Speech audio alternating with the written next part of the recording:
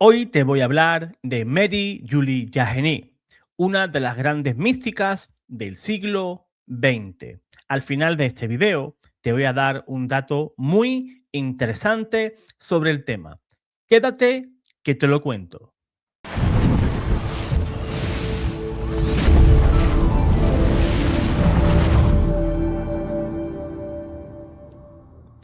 En el nombre del Padre y del Hijo y del Espíritu Santo. Amén. Sean todos bienvenidos a Pater Noster. Te saluda tu hermano José Manuel Gutiérrez. Cuando uno se acerca a las profecías atribuidas a Mary Julie Jahenny, lo primero que deberíamos de hacer es quitarnos de la cabeza la imagen que hoy se tiene de las profecías. Frases sueltas, sacadas completamente de su contexto, imágenes apocalípticas exageradas, videos en redes que buscan provocar miedo o quizás impacto. Nada de eso ayuda a entender realmente de qué hablan esas profecías ni por qué siguen despertando tantísimo interés. Mary Julie vivió en un mundo mucho más duro de lo que tú y yo nos podemos imaginar. No era un tiempo cómodo, tampoco un tiempo seguro. Francia había pasado por revoluciones, persecuciones religiosas, violencia contra sacerdotes, el cierre de iglesias, desprecio público por la fe. Y para muchas personas de aquella época, la sensación de vivir en un mundo que estaba rompiendo, que se estaba rompiendo claramente, no era una metáfora, era una experiencia cotidiana, todo lo que se vivía. Por eso, cuando en sus escritos aparecen guerras, enfermedades o un caos social, no está describiendo algo completamente ajeno, sino prolongando lo que ya se veía venir. Las guerras, por ejemplo, ocupan un lugar muy importante en las profecías que se le atribuyen, pero no aparecen como una gran batalla épica, ni como un castigo espectacular enviado desde el cielo. Aparecen como algo triste, inevitable, casi lógico, como si el mensaje de fondo fuera este. Cuando el ser humano rompe todos los límites morales, cuando deja de reconocer a Dios y al prójimo, la violencia acaba saliendo a la superficie. En esas descripciones, la guerra no tiene héroes, tiene viudas, tiene huérfanos, campos quemados, pueblos vacíos, ciudades en ruinas. Tiene soldados que no entienden por qué luchan y civiles que pagan muy caro esas consecuencias. Es una guerra que nace de decisiones humanas, de ambiciones políticas y sobre todo del orgullo colectivo. No es Dios quien empuja a los hombres a matarse. Son los hombres los que, al apartarse de todo principio moral, terminan destruyéndose entre sí. Esto es importante decirlo con claridad, porque muchas veces se presenta a Mary Julie como alguien que anunciaba castigos divinos directos, casi mecánicos, y sin embargo, leído con calma, el tono es otro. Lo que aparece más bien es una advertencia. Cuando una sociedad se construye sin Dios, acaba generando monstruos. No siempre de golpe, no siempre de manera visible, pero tarde o temprano aparecen. Junto a la guerra vienen también las enfermedades. En los textos que se le atribuyen se habla de epidemias, de males que se extienden rápidamente, de una sensación general de impotencia. No hay explicaciones científicas porque no es ese el lenguaje de la época ni el objetivo del mensaje. Lo que se transmite es la experiencia humana del sufrimiento. Personas que enferman de repente, familias que no saben qué hacer, remedios que no funcionan miedo que se contagia más rápido que la propia enfermedad. Y aquí, hermanos, conviene ser muy honestos. Este tipo de lenguaje hoy nos recuerda inevitablemente a experiencias recientes que todos hemos vivido. Y eso hace que muchos digan, se cumplió, lo predijo, fíjate, tenía razón. Pero si te soy sincero, y ponte la mano en el corazón y piénsalo, no hace falta ser profeta para saber que las epidemias forman parte de la historia humana. Han ocurrido siempre, especialmente en épocas con desorden social, guerras, pobreza e incluso colapso sanitario. El valor, si se puede hablar de valor de estas profecías, no está en predecir una enfermedad concreta, sino en mostrar la fragilidad humana. El hombre moderno se cree fuerte, autosuficiente, nos creemos casi invencibles. Pero basta una crisis sanitaria para que todo eso se tambalee. El cuerpo, al que hoy tanto se le idolatra, se revela fácil y con él caen nuestras seguridades, los planes y la falsa sensación de control que tiene el ser humano sobre todas las cosas.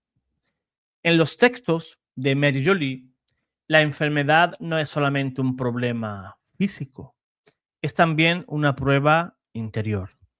Cuando el sufrimiento entra en casa, muchas personas descubren que su fe era superficial o inexistente. Otras, en cambio, se aferran a Dios como pueden, no porque tengan respuestas, sino porque no tienen dónde más ir. Y eso, guste o no, es profundamente humano. A todo esto se suma el colapso social, el hambre, la pobreza, el desorden, la ruptura de convivencia, no como un escenario cinematográfico, sino como una degradación progresiva. Cuando la guerra destruye la economía, la enfermedad paraliza la sociedad, la vida cotidiana se vuelve difícil, falta lo básico, la gente se vuelve más dura, más desconfiada, más egoísta, no porque sean peores personas, sino porque el miedo saca a la superficie lo peor y lo mejor del ser humano. Yo recuerdo en la última pandemia que todos hemos vivido, cómo la gente dejaban los supermercados totalmente vacíos y no les importaba empujar a otro para llevarse, por ejemplo, 1 kilo de harina. Para que nos demos cuenta que el miedo, ¿verdad? Nos hace egoístas. Porque el ser humano, obviamente, tiene la necesidad imperiosa de sobrevivir. Y al final, pues sale, ¿verdad? De nuestro interior lo que el ser humano realmente tiene, que es el egoísmo.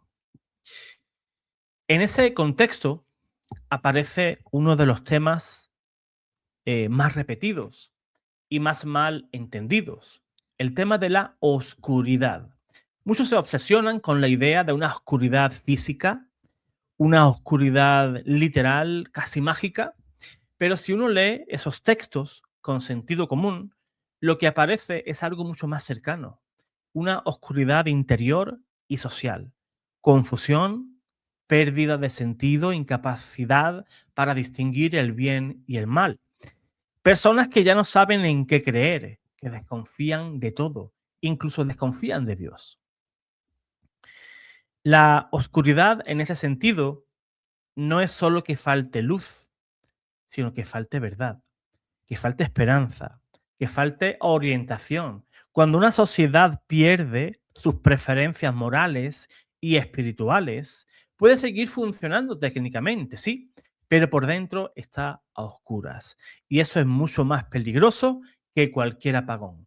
¿Qué es más peligroso? ¿Que se vaya la luz en tu ciudad o que en tu espíritu y que en tu alma reine la oscuridad? Que tu alma esté alejada de Dios, que tu alma no viva en gracia de Dios y que no desees la conversión, que no desees reconciliarte con Dios y que no desees tu propia salvación. En las profecías atribuidas a Mary Julie, esa oscuridad va acompañada de miedo. No un miedo sano, sino un miedo que nos paraliza, que vuelve agresivo a las personas o nos vuelven desesperados. Un miedo que hace que muchos busquen soluciones rápidas, mensajes extremos, explicaciones absolutas. Y es ahí donde estas profecías se vuelven muy peligrosas si se leen mal, porque pueden alimentar una espiritualidad basada en el pánico, en el terror y no en la confianza en Dios. Y sin embargo, incluso aquí, el mensaje no se queda en el desastre. Hay algo que se repite constantemente y aunque a veces se pase por alto. La llamada para volver a Dios. No es un eslogan, no como una amenaza, sino como una constatación. Vivir lejos de Dios tiene consecuencias. No siempre inmediatas, pero son reales. Y cuando esas consecuencias se acumulan, el mundo sufre. Lo más delicado de estas profecías atribuidas a Mary Julie Jahenny no son las guerras, ni las enfermedades, ni siquiera la oscuridad. Lo más delicado es cómo reaccionan las personas cuando escuchan hablar de todo eso. Porque ahí es donde se juega lo verdaderamente importante. Cuando alguien oye hablar de guerras inevitables, de epidemias imparables y de un mundo pues que está sumido en tinieblas. Pueden pasar dos cosas. O bien se despierta una reflexión serena, algo no estamos haciendo bien como humanidad, o bien aparece el miedo. Y el miedo cuando se gestiona mal, cuando no se gestiona bien el miedo, entonces se deforma todo. En muchos testimonios relacionados con estas profecías aparece una humanidad desorientada, personas que ya no confían en nadie, que sospechan de todo, que viven esperando la próxima catástrofe. No duermen tranquilos, analizan cada noticia como si fuera una señal definitiva, la señal que nos está marcando que ya es el fin. Cada guerra es la guerra final, cada enfermedad, la plaga anunciada, cada crisis es el comienzo del fin. Eso, aunque parezca muy espiritual, no es una forma sana de vivir la fe. Y yo te pregunto a ti, hermano, hermana que me estás viendo, ¿cómo quieres vivir tu fe? ¿Con esperanza o con miedo? Dímelo en los comentarios. José Manuel, quiero vivir mi fe con miedo. Quiero pasar mi fe con esperanza. Dímelo ahí, en los comentarios. Pues bien, ese miedo constante que no acerca a Dios, que al final es un miedo que te desgasta y lo que desgasta termina rompiendo. Muchas personas que se obsesionan con ese tipo de profecías acaban cansadas, irritables, incluso desconfiadas de la iglesia. Empiezan a pensar que nadie dice la verdad, que todo está oculto, que solamente unos pocos iluminados pueden entender lo que realmente está pasando. Y ahí el problema ya no es la profecía, sino la actitud interior. En los textos atribuidos a Mary Julie aparece ese miedo colectivo, como una consecuencia del alejamiento de Dios, no como algo deseado, sino como algo permitido. Cuando el hombre se queda sin referencias, sin fe, sin esperanza, cualquier crisis se vive como el final de todo. Falta un suelo firme, falta algo en donde nos podamos agarrar. Y ahí es donde conviene decir algo muy claro, sin rodeos. El cristianismo no enseña a vivir esperando desgracias. El cristianismo nos enseña a vivir preparados, sí, pero no aterrorizados. Preparados no significa acumulando, mensajes proféticos, ni interpretando cada suceso como un aviso directo del cielo. Preparado significa vivir en gracia, hacer el bien, confiar en Dios. y aceptar que la vida, incluso con fe, no está libre de sufrimiento. Si llega una guerra, el cristiano no está exento de padecerla. Si llega una enfermedad, no tiene garantizada la inmunidad. Si llega una crisis profunda, no tiene un salvoconducto mágico. Lo que tiene es algo mucho más sencillo y mucho más fuerte. Una relación con Dios que no depende de las circunstancias. Esa es la verdadera fe. La verdadera fe es tener confianza en Dios y no tener miedo de todo lo que pueda ocurrir a mi alrededor. Aunque se caiga el mundo a pedazos, yo estoy agarrado a Dios. Y nada va a debilitar mi fe y mi confianza en Él. Por eso, cuando se leen estas profecías con calma, sin sensacionalismo, uno se da cuenta de que el mensaje de fondo no es ten miedo, sino no vivas como si Dios no existiera.